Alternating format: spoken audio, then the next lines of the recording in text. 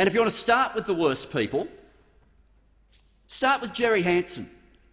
Start with the donor to the Liberal Party, who apparently, from all the reports, is still a member of the Liberal Party. No one sought to kick him out of their party, but a prominent construction boss in the West. He's been fined more than $60,000 by the federal court for blocking union officials from a building site where a worker had just died.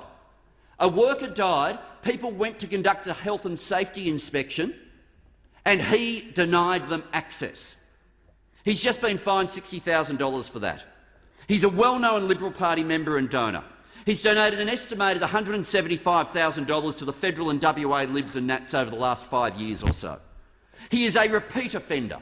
In 2008, he was fined $174,000 for exploiting foreign workers. A decade later, an audit alleged 93 employees were underpaid more than $271,000. That's called wage theft. That's called wage theft. But guess what his punishment is under the law that's in front of the parliament at the moment? Wage theft, taking advantage of foreign workers, denying a health and safety inspection. What's the penalty on him? He's not allowed to run to be a union official. That'll hurt him. That'll hurt him. That's the law that's in front of the parliament right now. It's that ridiculous.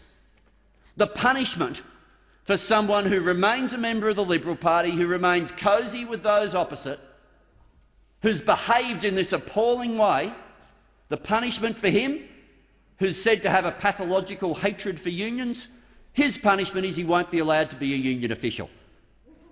Well, I reckon on the scale of that, on the scale of things, I reckon that's unlikely to hurt him. I reckon he's unlikely to get too upset about that.